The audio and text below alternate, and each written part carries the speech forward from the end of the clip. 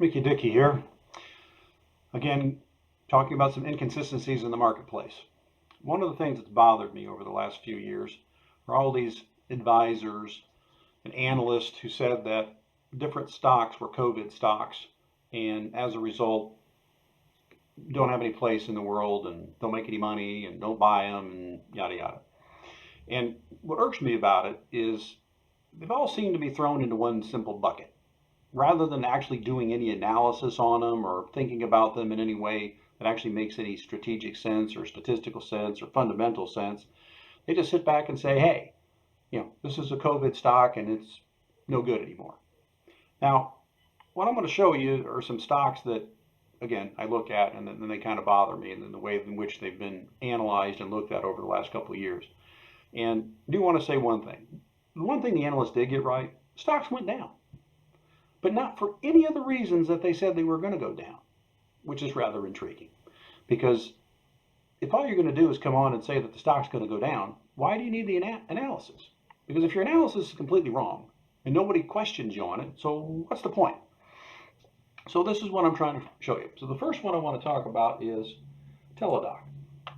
Now, Teladoc at one point was at $308 a share in February of 2021. And since that time, as you can see on the screen, it's down to 22. Now, all the analysts on there say, oh, it's a pandemic play or a COVID play, and it's never going to survive, and all this kind of baloney and all this good stuff. Now, was it worth $308 a share? I don't know. And I'm not going to say that it was or it isn't. And I'm not going to pretend to know either which way. But my issue is not that. My issue are the analysts who said that it was a COVID stock and not worth what it is. And what I want to show you here is that in 2019, they did 500 million.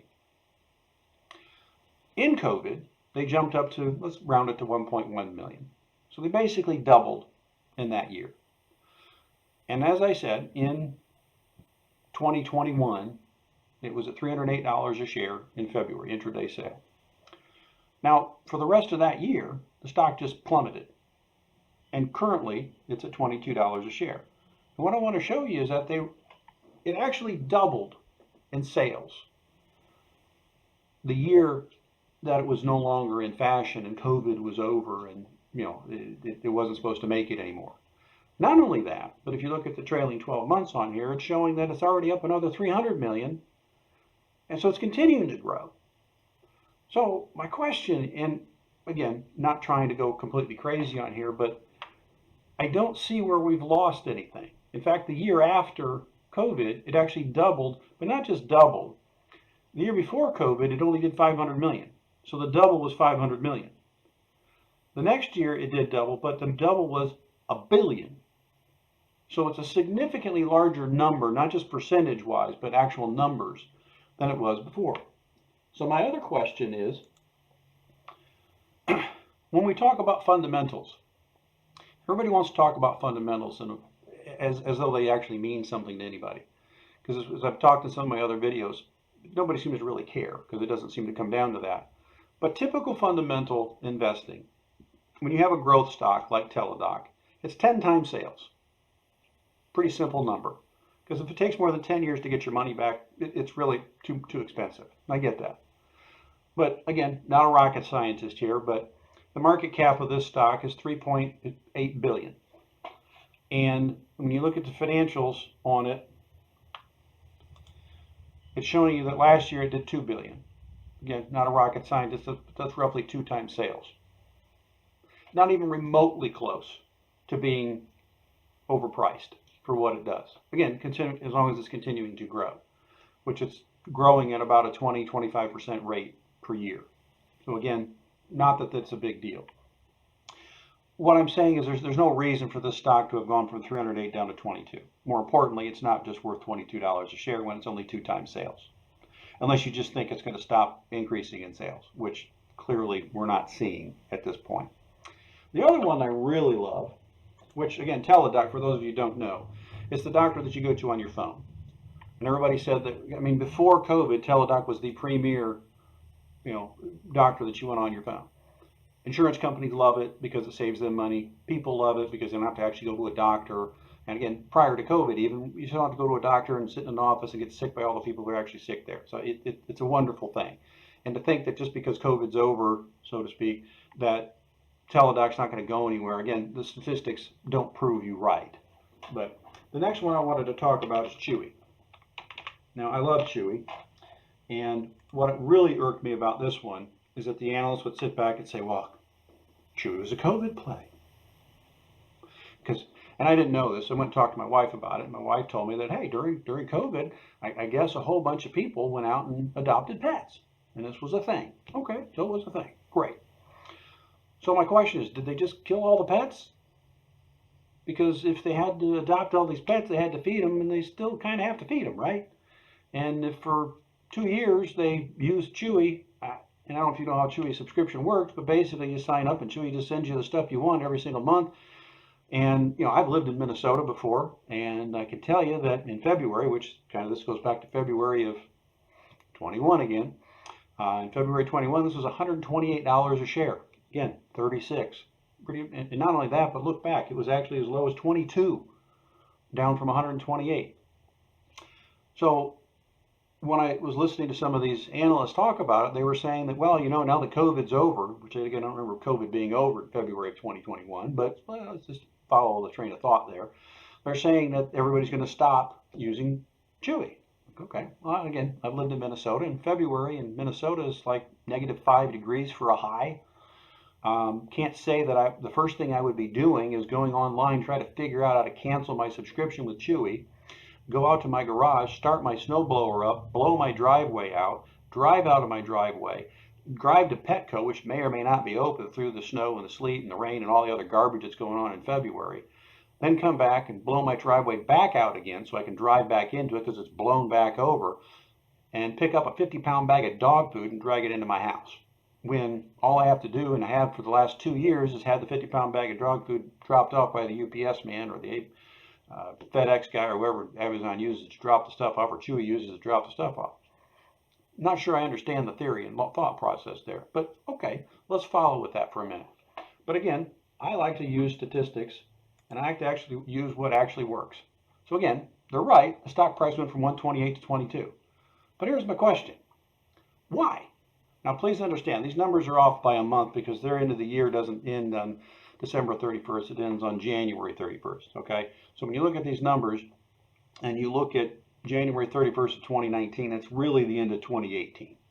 So COVID for this particular stock ended in January 31st of 2020, okay? So you have to look at that number. So in 2020, it did 4.8 billion. Gee, that's not a small stock. That's a pretty good number. During COVID, it jumped up to 7.1 billion. Okay, that's a pretty good increase, and I love that. But the year that the stock went from 128 down to 22, it still did $8.9 billion. Where's the drop off here? Don't see it. Now, I understand the profitability issue, and I get that. But again, 10 times sales is the normal for a growth stock. Now, you want to say Chewy's not a growth stock. Numbers kind of don't follow you. It does look like a growth stock. And look at the numbers now. 9.8 billion. So it's still growing up. So when I sit back and say, okay, let's take a look at this one for the sales number. It's got a market cap of $15 billion. And it did 8.9 billion. Again, we're 2 times sales. And they're telling us that this is a COVID play and it's not worth it. Well, I'm here to tell you, you're wrong. And everybody that sits back and says the opposite, and I'm here to tell you, Kramer and all the guys on CNBC were all sitting there saying the same thing about Teladoc and Chewy, and they don't know what they're doing. They don't have a plan after COVID. Look at the numbers. This is a really simple answer. They've increased every single year and continue to increase every single year. Now, am I trying to tell you that the stock's worth 128? That's not what I'm trying to say. What I'm saying is they're not being consistent. And I want somebody to step up and say, hey, you're not being consistent, and we need to fix this. So this is the one I really want to poke out here, and I've had a difficult time with this one for a long time, and most of my clients, as I've sat down with them, I've used this as an example, and I'm sorry, Snowflake, I don't mean to pick you out of the numbers, but I have to. And the reason I have to is this. I know what Chewy is, and I know Chewy has a place in our world. And if Chewy went away tomorrow, it would actually affect something. Teladoc, I know what it is. It does something, it creates something, and yes, these are newer companies, and yes, they don't make money yet. They're both very, if you look at the numbers, they're very, very close to being profitable, but regardless, they're growth stocks. Not every stock is profitable the moment they open the door. And anyone who's run their own business, they understand that. It doesn't get there that the first day you open your door, you're not profitable, okay? It takes time. Just look at Amazon, it took forever. But what I'm focused on here is Snowflake. Now, I've looked into Snowflake, and I really don't know what they do. I know they're an online company, and I know they're a cloud company, and I know they do something for somebody and whatever. And again, I'm not trying to be mean to Snowflake, not my point. The point is that if Snowflake went away tomorrow, it wouldn't affect most people's lives. If Chewy did, it would affect a lot of people's lives, because I tell you what, I drive through neighborhoods and I go there and I see a lot of Chewy boxes running around, and I know a lot of people, a lot of my clients use Teladoc, so I know it would be an issue. But I don't know anybody that uses Snowflake. And the reason I'm focusing on Snowflake is this. Look at the statistics. Snowflake has a market cap of $41 billion. Now please understand, that's more than double Teladoc and Chewy combined. Okay? And Chewy did $8.9 billion, and we know that Teladoc did $2 billion. And when you look at the numbers for Snowflake, they're no better. In fact, they're significantly worse. They did $1.2 billion last year, and they have a $40 billion market cap. Now again, I'm not a rocket scientist, but I can do math. And when I look at the math, and I take $41 billion divided by 1.2 billion,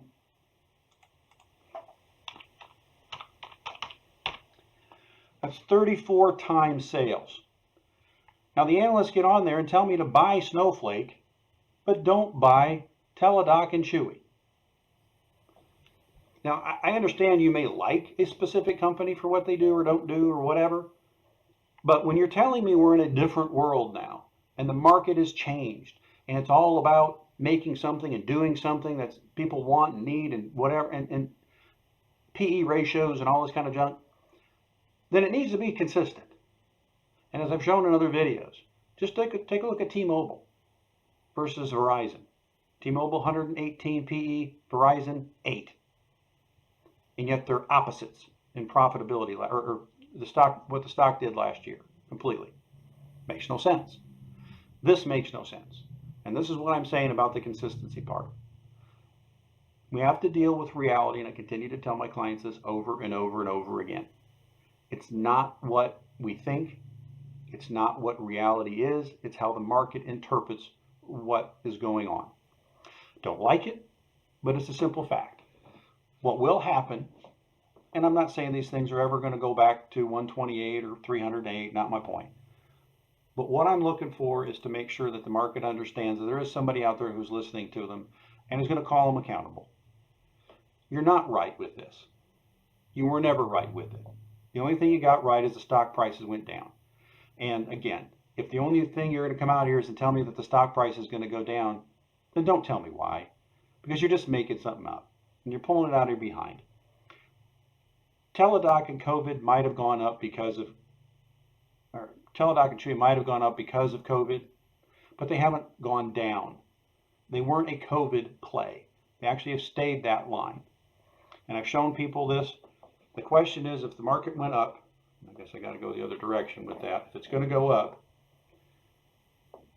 does it level off or does it keep going? And what's happened is it went up very quickly, and it has leveled up, but it didn't go backwards. You know, the other issue with that, and again, I'm not trying to go after Peloton, but I was kind of shocked, not Peloton, excuse me, Zoom.